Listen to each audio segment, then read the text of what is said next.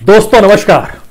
दोस्तों आज उन लोगों की बात होगी जिन्होंने तालियां बजाई, जिन्होंने थाली बजाई, जो बालकोनी में खड़े होकर दिए जला रहे थे। क्योंकि भारत की अर्थव्यवस्था की जो तस्वीर आज रिजर्व बैंक ने रखी है वो शायद 20वीं सदी में आए सबसे बड़े आर्थिक संकट से ज्यादा बड़ी तस्वीर मौजूदा वक्त में दुनिया के सामने अगर उभर रही है तो भारत भी उससे अछूता नहीं है। यह बहुत साफ तौर पर कहा गया। लेकिन इसके समानांतर रिजर्व बैंक ने यह भी कहा कि भारत की इकोनॉमी काफी बेहतर है, काफी बेहतर थी, लेकिन मार्च में वायरस के संकट के बाद से अर्थव्यवस्था डामाडोल हो गई।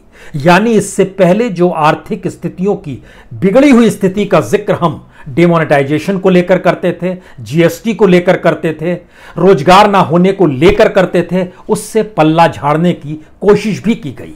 और इतना ही नहीं, इस बात का भी जिक्र जब रिजर्व बैंक ने कहा कि G20 दरअसल ऐसे देशों का समूह है जिसमें कमोवेश इस समूची दुनिया के लगभग 350 बिलियन लोग आ जाते हैं, यानी 350 करोड़ से ज्यादा लोग इसमें समाहित हो जाते हैं। भारत भी है, चाइना भी है और दुनिया के और 18 देश भी हैं। उनकी तुलना में भारत की इकोनॉमी अच्छी है, इस बात का भी जिक्र किया गया। हमें लगता है कि आज जरा सिलसिलेवार तरीके से वह तबका समझने की कोशिश करें जिसे शब्द दिया जाता है अंतर्राष्ट्रीय बाजार में मिडिल क्लास। और भारत में मिडिल क्लास की स्थिति क्या इस दौर में हुई है, यह इससे भी समझ सकते हैं कि आईएमएफ की रिपोर्ट बतलाती है कि भारत का मिडिल क्लास सिकुड़ रहा है। यानी उसकी जो अपनी कैपेसिटी थी, जो बाइंग कैपेसिटी थी, उसकी जेब में जितने पैसे रहते थे वह धीरे धीरे कम हो रहे हैं। और जो लोअर मिडिल क्लास है वह तबका बड़ा हो रहा है, अपर मिडिल क्लास बहुत छोटा हो गया है और बीच की स्थिति अपने तरीके से जद्दोजहद करती हुई नजर आएगी। लेकिन इस पूरे मिडिल क्लास को मिला दीजिएगा तो उसके सामने आने वाले वक्त में चुनौती जो है नौकरी जाने की है।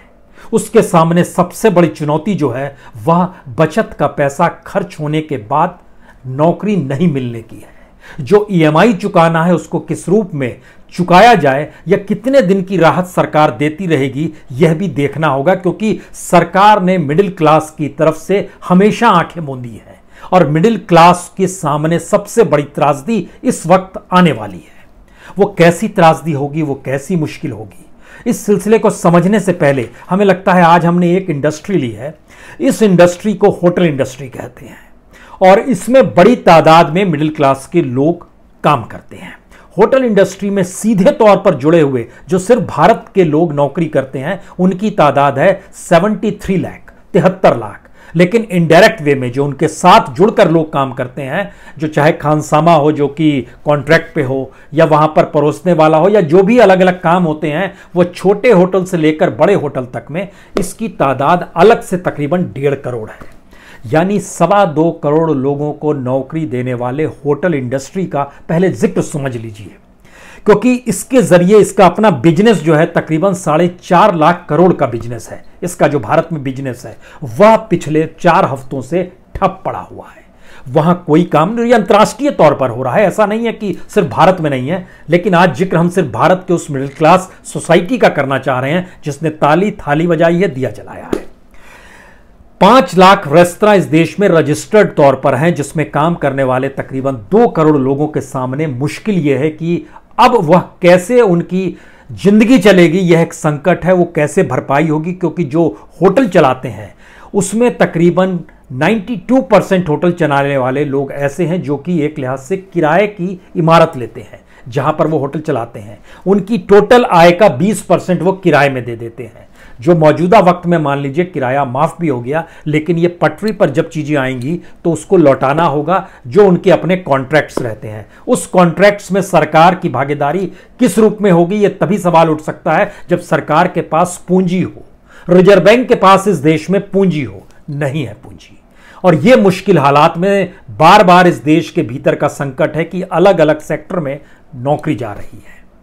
जिस रेडियो और टेलीविजन के जरिए, राष्ट्रीय न्यूज चैनलों के जरिए और दूरदर्शन के जरिए प्रधानमंत्री ये कहते हैं कि कम से कम जो एम्प्लॉयर है वो एम्प्लॉइज का ध्यान दे, नौकरी से ना निकाले, उन्हें पूरा पेमेंट करे, उन्हीं के मातहत काम करने वाला जो ऑल इंडिया रेडियो है, वहां पर कॉन्ट्रैक्ट वर्कर ने जितने दिन काम किया उतना पैसा मिलेगा, बाकी दिन नहीं मिलेगा। इस बात का खुले तौर पर जिक्र है, कर दिया गया। यानी मतलब साफ है कि एक संकट है और ये कहने की बात है। और इसमें मिडिल क्लास के बारे में जिक्र किया नहीं जाता है। जो पहला पैकेज था वह 1,76,000 करोड़, उसके जरिए इस देश के 80 करोड़ उस तबके का जिक्र था जो गरीब है, गरीबी की रेखा से नीचे है। आने वाले वक्त में जो पैकेज आएगा वो कॉर्पोरेट के लिए आएगा। आज जो पैकेज आया इसका हम जिक्र करेंगे और बताएंगे इस पैकेज का कोई महत्व भी है या नहीं है, जो आज रिजर्व बैंक ने ऐलान किया है। लेकिन होटल इंडस्ट्री के साथ जुड़ा हुआ है vegetable industry, non veg industry, dairy products, fruits, flower सब जुड़े। और तकरीबन इस देश में जो खप जाता है इन होटलों में, तकरीबन वह 12 से 18% माल उसमें खप जाता है, जो कि एक लिहाज से रुका हुआ है। इस रुकी हुई परिस्थिति में सबसे ज्यादा इफेक्टिव है मुंबई, पुणे, हैदराबाद, दिल्ली, इंदौर, अहमदाबाद, जो कि एक लिहाज से हॉट जोन है वायरस को लेकर। यहां पे सारी चीजें ठप पड़ी हुई है। इन जगहों पर काम करने वाले होटलों के भीतर की तादाद जो है ओवरऑल, जो कॉन्ट्रैक्ट पे हैं, जो दिहाड़ी पे हैं, जो पूर्ण रूप से काम करते हैं, इन सबको मिला दीजिएगा तो तकरीबन 80 लाख लोग सीधे सीधे जुड़े हुए हैं, जिनके सामने आज की तारीख में कोई काम नहीं है। नहीं पता है कि उस इंडस्ट्री को कैसे डेवलप किया जाएगा, क्योंकि हमारे सामने यह भी एक सवाल है कि जिस वायरस को लेकर समूची दुनिया चिंता व्यक्त कर रही है उसका अंत होगा कैसे, यह अभी नहीं पता है, या कितने दिन तक चीजें चलेगी यह भी नहीं पता है। अब अगला सवाल यह है कि इसके ठीक समानांतर इस देश के भीतर में अगर सरकार खुद मान रही है एक्सपोर्ट ग्रोथ 35% नीचे आ गया है, रुपए डॉलर के मुकाबले और महंगा हो गया है, रुपया की कीमत और अंतरराष्ट्रीय बाजार में कम हो गई है, तकरीबन इस दौर में लगभग 4.5%। जो स्टॉक मार्केट है उसकी अपनी पूंजी लगभग 23% कम हो गई है। इस दौर के भीतर के झांक कर जब देखिएगा तो तकरीबन $10 बिलियन जो था सिर्फ वो ऑयल इंपोर्ट पे असर पड़ा है, 15% नीचे चला गया है। इसके अलावे जो ज्वेलरी बाहर जाती थी, स्टोन्स जाते थे, इलेक्ट्रॉनिक गुड्स जाते थे, मशीनरी थी, केमिकल थी, सब पे असर पड़ा है। इतना ही नहीं, यहां कहते टेक्सटाइल पे सबसे बड़ा असर पड़ा है। इतनी बड़ी तादाद में अलग अलग जगहों पर जो लोग काम कर रहे थे, चाहे वो इंडस्ट्री में काम कर रहे हों, चाहे मैन्युफैक्चरिंग यूनिट में काम कर रहे हों, चाहे वो रियल एस्टेट में काम कर रहे हों, किसी भी यूनिट में जोड़ लीजिए। यहां पर आज हम जिक्र कॉन्ट्रैक्ट वर्कर का नहीं कर रहे हैं, उस मिडिल क्लास का कर रहे हैं जिनकी तादाद इस देश में पूर्ण रोजगार के साथ सामाजिक सुरक्षा पाए हुए तकरीबन 2 करोड़ है। और मिडिल क्लास में से इस 2 करोड़ के अलावे तकरीबन 1,20,00,000 लोग ग्रामीण इलाकों में रहते हैं, जो इस मिडिल क्लास के दायरे में आते हैं। इन सब के सामने संकट आ रहा है। और इस दायरे में जरा समझने की कोशिश कीजिए कि सरकार ने आज क्या कहा, रिजर्व बैंक ने क्या कहा। रिजर्व बैंक ने कहा कि हम लगभग 50,000 करोड़ का एक पैकेज दे रहे हैं। उन्होंने कहा नाबार्ड को देंगे 25,000 करोड़, सिडबी को देंगे 15,000 करोड़, एनएचबी को देंगे 10,000 करोड़। समझने की कोशिश कीजिए। नाबार्ड की स्थिति यह है इस देश में, नाबार्ड का मतलब होता है राष्ट्रीय कृषि एवं ग्रामीण विकास बैंक। इसके मातहत 1 साल के भीतर में जितने किसानों से यह संपर्क बनाता है या जितनी योजनाओं से संपर्क बनाता है, अगर हर योजना को और हर किसान के हिस्से में अगर 2-2 हजार रुपए आ जाएं, तो मान लीजिए ये 25,000 करोड़ रुपए खप जाएंगे। ये स्थिति है। क्योंकि जो रिपोर्ट्स आती है नाबार्ड की सालाना रिपोर्ट, आपको मौका मिले तो आप जाकर देखिए उन सरकार की साइट पे, और आप समझ जाएंगे कि कितनी बड़ी तादाद में सरकार नाबार्ड के जरिए इस देश में काम करती है और उस काम को करने के दौरान सरकार कितना पैसा देती रही है। जितनी योजनाओं को सरकार इंप्लीमेंट कराती रही है, अगर इस देश में आज़ादी के बाद से एवरेज निकाला जाए, और ये तो 80 के दशक में नाबार्ड बना है, उसके बाद की परिस्थितियों को भी देखें तो कमोवेश जितनी योजनाएं हैं, हर योजना को लेकर 2 से 2.5 हजार के भीतर ही देने में यह नाबार्ड के 25,000 करोड़ रुपए खप जाएंगे। इससे कौन सी योजना का भला होगा, किस रूप में होगा, इसका एक उदाहरण इस रूप में समझ लीजिए कि सिर्फ डेयरी इंडस्ट्री में ठीक जनवरी और फरवरी के महीने में इस देश के लगभग 2,000 लोगों को जो पैसा दिया गया वो पैसा था 185 करोड़। 185 करोड़ रुपया सिर्फ एक महीने में दिया गया था उसमें।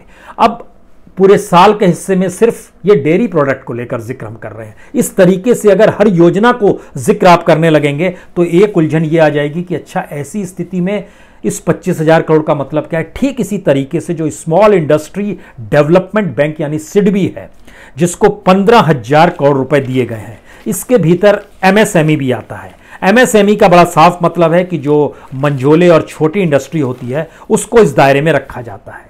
यहां पर यह भी आपको समझना होगा कि दरअसल इनकी कितनी बड़ी तादाद है। 6 करोड़ 30 लाख लगभग इसके दायरे में सिर्फ एमएसएमई के अंतर्गत आते हैं। यानी 15,000 करोड़ को अगर आप डिवाइड कर दीजिएगा एमएसएमई के मातहत आने वाले 6 करोड़ 30 लाख से, तो वही हर के हिस्से में सिर्फ 2,000 रुपये आएंगे।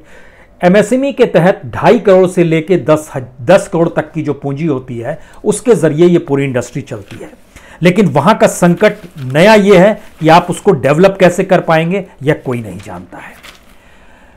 इसका दूसरा संकट यह है कि जो एनएचबी है, नेशनल हाउसिंग बैंक है, इसको 10,000 करोड़ रुपए दिए गए। इसके मातहत जितने प्रोग्राम्स हैं, बहुत सोचने की जरूरत नहीं है। इन तीनों क्षेत्र को लेकर सरकार कितनी योजनाओं में कितना पैसा दे सकती है और कितनी देती आई है और इससे पहले की सरकारों ने कितना दिया है, उसको जब आप एक बेसलाइन खींचते हैं तो आपको जान के हैरत होगी कि हर के हिस्से में 1,000 से 2,000 रुपए के अलावे किसी के हाथ में कुछ नहीं आएगा। अगर इस देश में समाजवाद मान लिया जाए कि ये लोग समाजवादी तरीके से सबको पैसा देंगे, क्योंकि संकट तो सब पर आया है, तो उनके दायरे में वह चीजें आती ही नहीं है। अब यहां पर सवाल है कि अगर इस स्थिति में मिडिल क्लास हमारे सामने आकर खड़ी है और उसको लेकर कोई सोच जारी हो नहीं पा रही है, तो फिर वो क्या करेंगे? क्योंकि मिडिल क्लास ही हमारा वो है जिसको लग्जरी में रहने की आदत है, जो सही मायने में कंज्यूमर है। जो गरीब है, जो कॉन्ट्रैक्ट मजदूर है, जो दिहाड़ी मजदूरी करता है, उसको तो कोई लग्जरी नहीं चाहिए, वो तो गांव में रह लेगा। और सरकार उनके लिए जो अनाज की, और देश में अनाज की कमी नहीं है, एफसीआई के गोडाउन में 60 मिलियन टन पड़ा हुआ है। इस बार भी अच्छी खेती होगी, मानसून भी ठीक ठाक आ रहा है, पेट भर जाएगा। लेकिन वो मिडिल क्लास खेत में जाकर काम करने की स्थिति में नहीं है, मजदूरी करने की स्थिति में नहीं है, सब्जी बेचने की स्थिति में नहीं है, किराना दुकान खोलने की स्थिति में नहीं है। उस मिडिल क्लास में जो रोजगार करने वाले लोग थे, उनके जरिए चीजें कैसे चलेगी? क्योंकि इंडस्ट्री से निकलने वाला प्रोडक्ट को खरीदने वाला व्यक्ति जो था उसी मिडिल क्लास का था, जिस मिडिल क्लास के सामने संकट आने वाला है कि उसके पास पैसा कहां बचेगा। और जो पैसा बचा हुआ है, और खुद इस बात को कहा जा रहा है कि लंबे समय की बचत खत्म हो सकती है, ये इंडिकेशंस अलग अलग एजेंसीज का है, तो वो क्या करेगा? उसके सामने संकट क्या रिजर्व बैंक इन बातों को समझ रहा है या नहीं समझ रहा है? हमको लगता है इसका सबसे बढ़िया एनालिसिस इस सरकार को लेके इसी बात से किया जा सकता है कि आज सरकार ने कहा G20 में जितने भी देश हैं उनकी तुलना में हमारी स्थिति अच्छी है।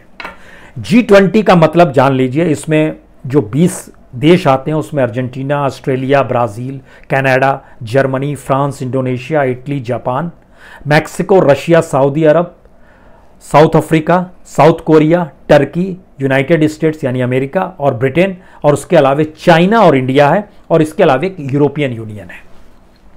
ये G20 बनता है। ये पूरे दुनिया को अगर इसमें मिला दीजिएगा तो तकरीबन 436 करोड़ लोग इसमें समा जाते हैं। एक लिहाज से एक दुनिया ही है ये।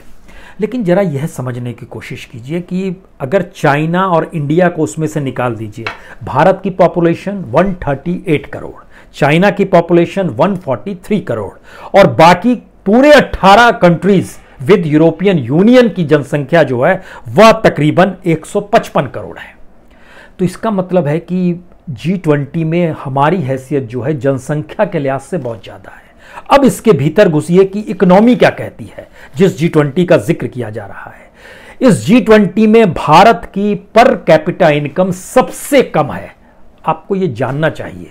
सरकार के आंकड़ों का जिक्र आज हम इससे हटकर इसलिए कर रहे हैं, आज हम IMF का आंकड़ा बता रहे हैं क्योंकि सरकार ने अपने आंकड़ों के लिए आज IMF की रीडिंग को बताना शुरू किया है कि हमारी GDP कैसे बढ़ जाएगी।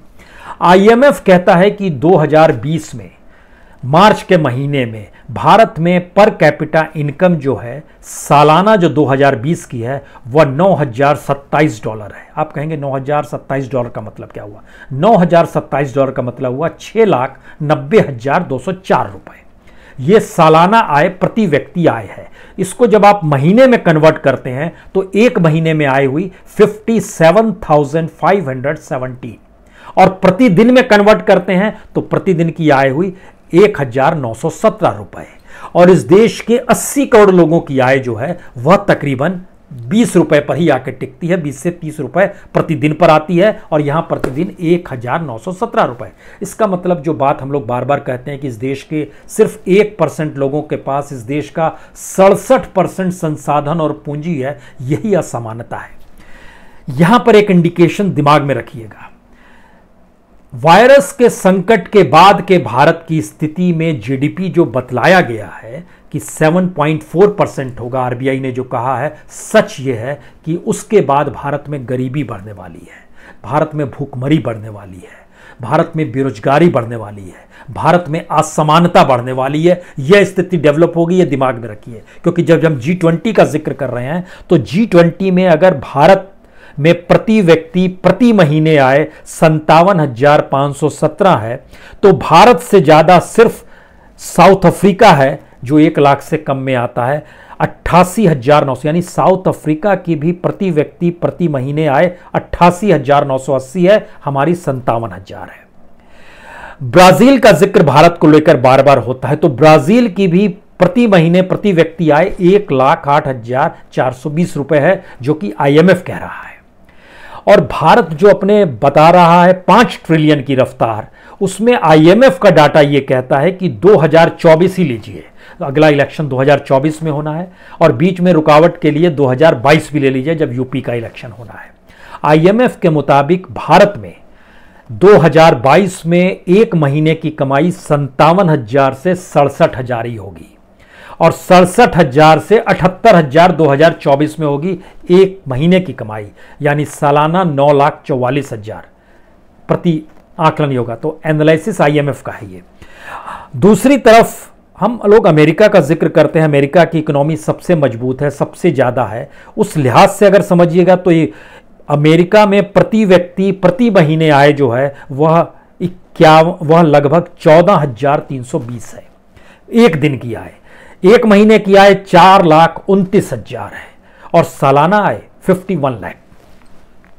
तो हम दुनिया के G20 के देशों में किसी भी देश के समकक्ष नहीं है। सभी देश कमोवेश हर महीने जो प्रति व्यक्ति आय है वह 1 लाख से लेकर 25 लाख तक एवरेज है और हम लोग सिर्फ 57,000 पे। पहले तो ये समझ लीजिए, इसी के बीच में मिडिल क्लास का सच छुपा हुआ है।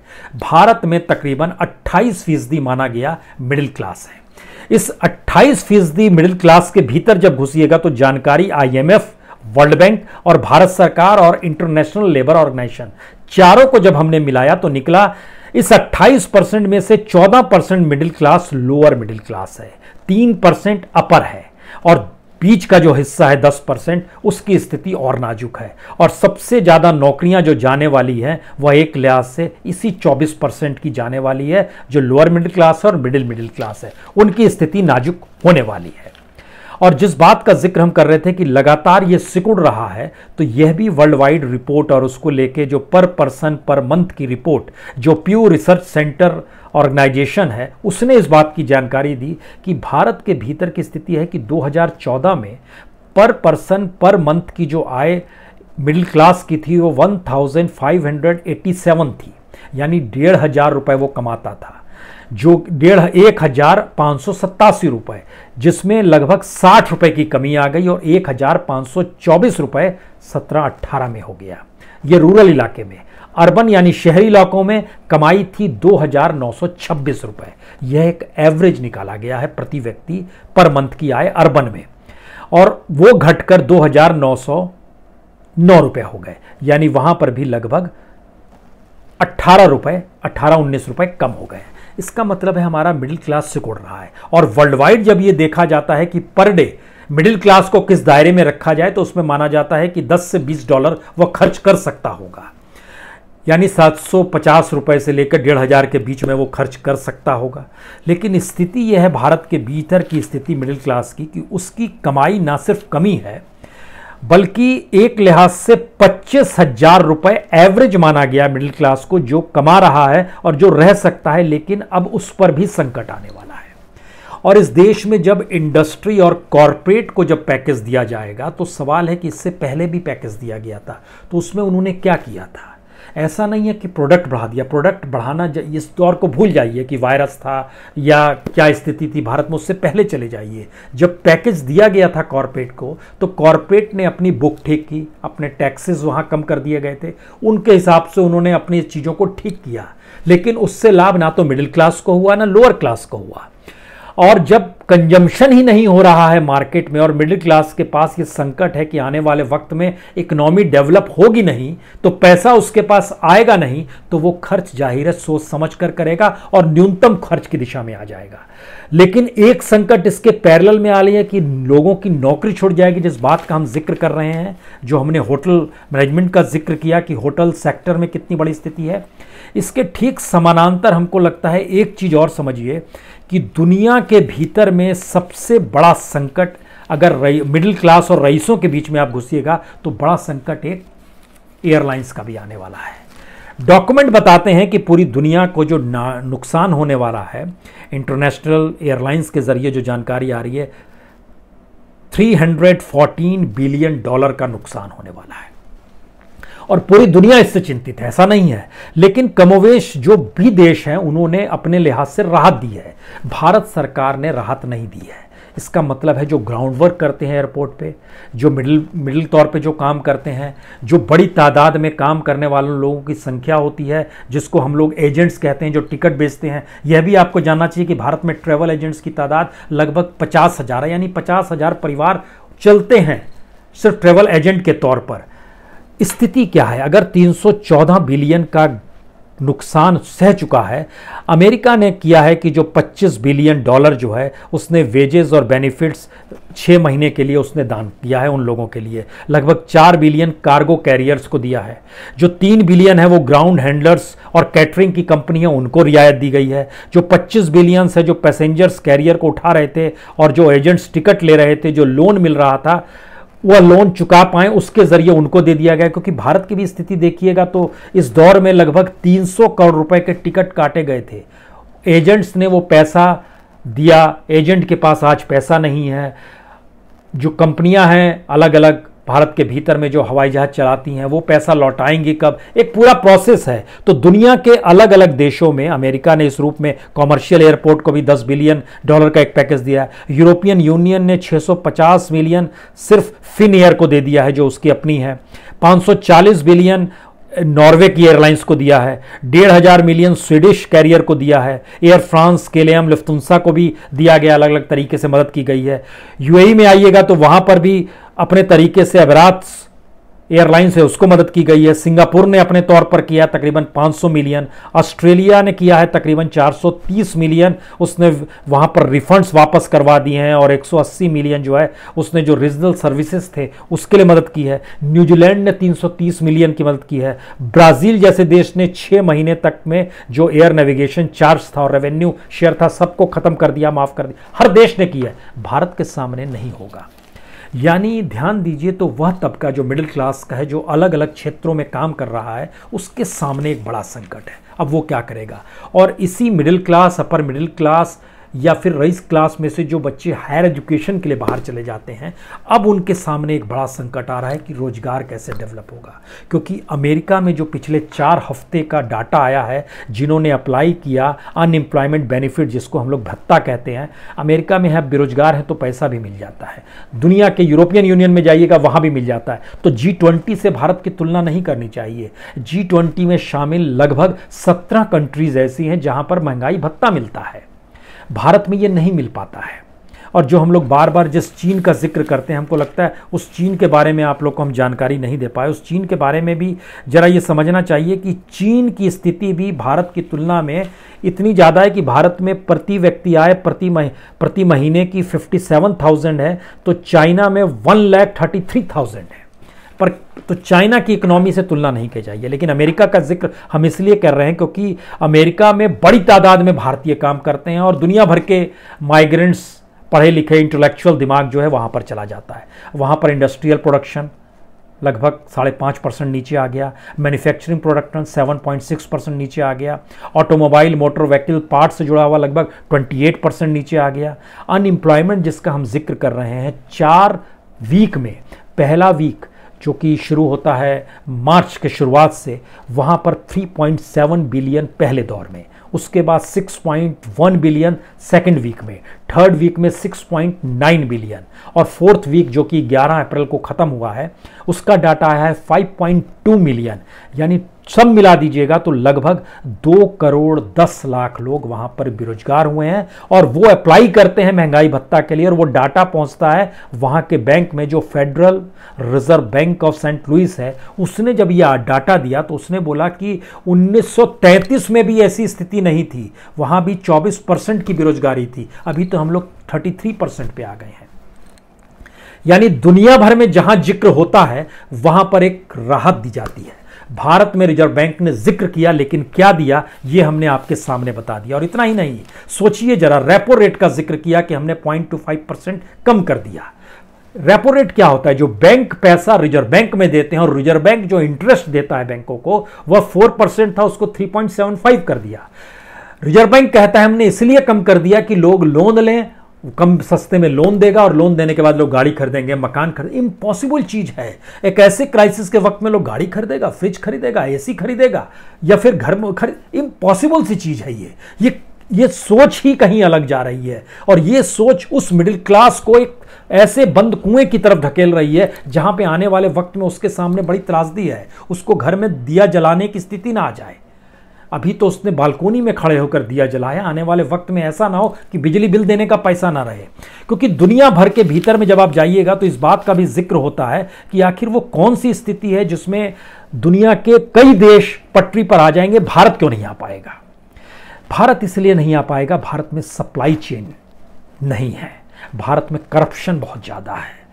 ऐसा नहीं है कि भारत में इस परिस्थिति से निकलने के बाद लोग सुधर जाएंगे, और करप्शन हो जाएगा और सत्ता लोलुपता बढ़ जाएगी और पैसा चाहिए, इस दिशा में लोग काम करेंगे और मारक तत्व हो जाएगा और पैसा किस रूप में कमाना है। क्योंकि एक एनालिसिस सामने आया कि दुनिया के वो कौन से 5 देश हैं जो अपनी इकोनॉमी को पटरी पर ले आएंगे। उन 5 देशों में पहला नाम डेनमार्क का क्यों आया? इसलिए आया क्योंकि वहां पर सप्लाई चेन अच्छी है, वहां पर करप्शन नहीं है और उसने अपने लिहाज से बेस्ट पैकेज दिया। आप कल्पना कर रहे हैं, डेनमार्क ने अपने यहां काम करने वाले दिहाड़ी और कॉन्ट्रैक्ट लेबर्स में से 90% को रोज पैसा बांटा है और जो नौकरी पेशा में है उसमें 75% को पैसा मिला है।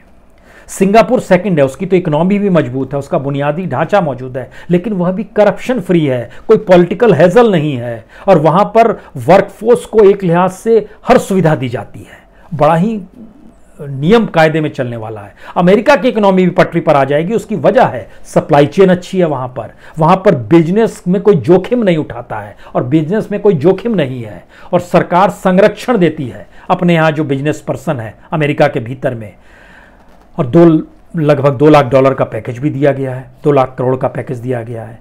रवांडा जैसा देश सोचिए, जहां पर हेल्थ सर्विस ठीक है, मेडिकल सप्लाई ठीक हो रही है, उसने अपने बॉर्डर पे ही बांध दिया था कि थर्मामीटर से जांच होगी, संपूर्ण लॉकडाउन पूरी तरीके से कर दिया और घर घर मुफ्त खाना पहुंचाया। फिर न्यूजीलैंड एक ऐसा देश है जहां पे एक लिहाज से कॉर्पोरेट गवर्नेंस चलती है, जहां पर सप्लाई चेन, इसका मतलब है भारत में 3-4 चीजें हैं ही नहीं। सप्लाई चेन नहीं है पहुंच पाने की स्थिति में, दूसरी स्थिति करप्शन कंटिन्यू बरकरार रहेगा, तीसरी स्थिति यहां पर पॉलिटिकल हेजल्स हैं जो अपनी पॉलिटिकल सत्ता को बरकरार रखने की सोच के तहत, जिसके लिहाज से कहा जा रहा है कि हमारी इकोनॉमी तो इस मार्च से ही डगमगाई है, जबकि इससे पहले इकोनॉमी ध्वस्त हो चुकी थी, तभी तो आप उससे पहले पैकेज दे रहे थे। लेकिन आज रिजर्व बैंक ने इस बात का जिक्र किया। ये सारे मैसेज बतलाते हैं कि आने वाले वक्त में जो मिडिल क्लास की तादाद भारत के भीतर में अंतर्राष्ट्रीय मापदंड के मुताबिक लगभग 3% है।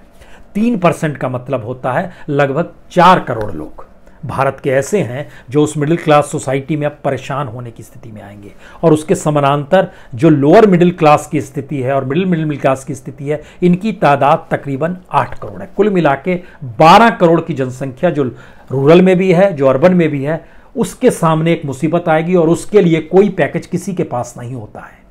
किसी सरकार के पास मिडिल क्लास के लिए सिवाय टैक्स का जिक्र करने के अलावा कुछ नहीं होता है, या बैंक में जमा इंटरेस्ट को लेकर। ये दोनों स्थितियां मौजूदा वक्त में खत्म हो गई हैं। इस स्थिति में जरा समझने की कोशिश कीजिए कि ताली कब बजेगी, थाली कब बजेगी, बालकोनी में दिया क्यों बजेगा। क्योंकि बालकोनी वाली ये सरकार कह सकते हैं, लेकिन बालकोनी में खड़े लोगों के लिए यह सरकार नहीं है, यह भी कह सकते हैं, क्योंकि वो विजन नहीं है। बहुत बहुत शुक्रिया, बहुत बहुत शुक्रिया।